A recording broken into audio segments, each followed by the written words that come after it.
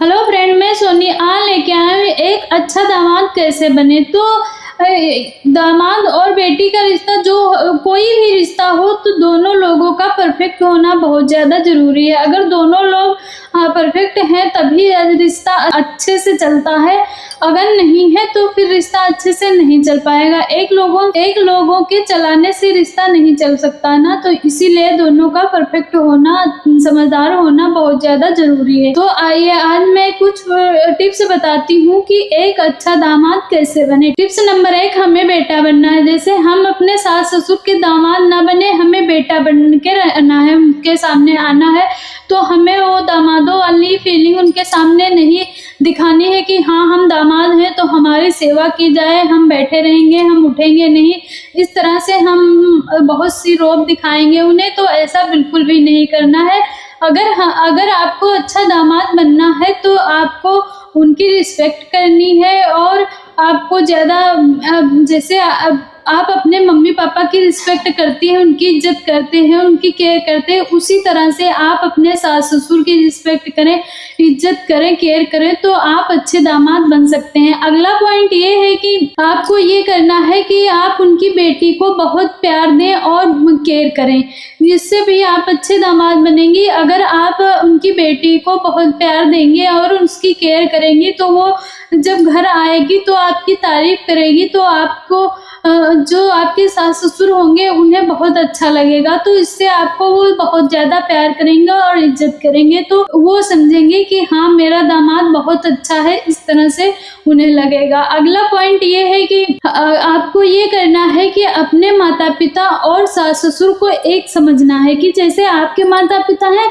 वैसे वो भी आपके माता पिता हैं। अगर आप उन्हें सास ससुर न समझकर माता पिता समझेंगे तो आपका रिश्ता अच्छा रहेगा। आप भी नहीं लगेगी कि आप दामाद हैं, आपको उन्हें भी लगेगा कि ये मेरा बेटा है, और आपको ये लगना चाहिए कि आपके वो मम्मी पापा हैं, ना कि ससुर सास हैं। ऐसा बिल्कुल नहीं समझना चाहिए। मम्मी पापा की तरह उन्हें केयर करनी चाहिए, उनकी रिस्पेक्ट करनी चाहिए, उनसे प्यार करना चाहिए, ये बहुत ही ज़्यादा ज़रूरी है। अगला पॉइंट ये है कि आपको ये करना है कि आप अपने सास ससुर के टच में रहिए। जैसे ये बहुत ही ज़्यादा ज़रूरी होता है कि आप अपने सास ससुर के टच में रहिए। जैसे कहीं टाइम मिला तो आप उनके घर पर आके घूम जाइए, आप 1-2 दिन का टाइम लेके आए, उनके घर पे रुके, उनसे बात करें, उन्हें टाइम दें उनसे, तो उन्हें बहुत अच्छा लगेगा। अगर आपके पास टाइम नहीं है, मान के चलिए आपके पास टाइम नहीं है, आप बहुत बिजी रहते हैं, तो आप फ़ोन पे उनके टच में रह सकते हैं, आप उनसे फ़ोन पे बात कर सकते हैं, उनका फ़ोन पे हाल चाल ले सकते हैं, तो इससे भी आप उनके टच में रहेंगे। तो अगर आप उनके टच में रहना चाहते हैं तो आप रह सकते हैं। तो इस तरह से आप इन बातों को ध्यान देने की ज़रूरत है। अगला पॉइंट ये है कि आपको ये करना, आपको अपने ससुर जी के ज़्यादा टच में रहना है, क्योंकि बेटियां हमेशा पिता की ज़्यादा नज़दीक होती हैं, उनके ज़्यादा दिल के करीब होती हैं। तो अगर आप उनके पिता की ज़्यादा केयर करेंगी, उन्हें ज़्यादा टाइम देंगी, तो उनकी बेटी को भी बहुत ज़्यादा अच्छा लगेगा। तो इसीलिए आपको अपने ससुर के टच में ज़्यादा रहना चाहिए, ये भी ज़रूरी है।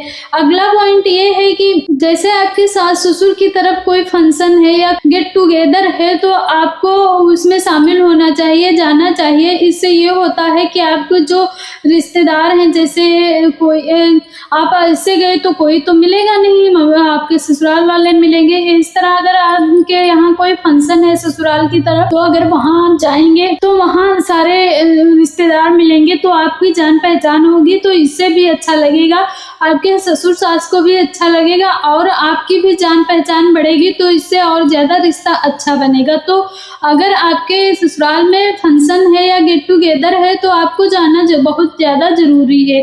अगला पॉइंट ये है कि हमें क्या करना, हमें समय समय पर उनकी राय लेनी, ये बहुत ज़्यादा ज़रूरी है कि हम अगर कुछ काम कर रहे हैं, कुछ अगर हम करना चाह रहे हैं, करने जा रहे हैं, शुरू करने जा रहे हैं, तो हमें अपने सास ससुर की राय लेने बहुत ज़्यादा ज़रूरी होता है। जैसे हम अपने मम्मी पापा की राय लेते हैं, इसी तरह हम अपने सास ससुर की भी राय लेनी चाहिए। तो ये थी कुछ टिप्स जो आप फॉलो करेंगे तो आप भी ज़रूर अच्छे दामाद बन सकते हैं।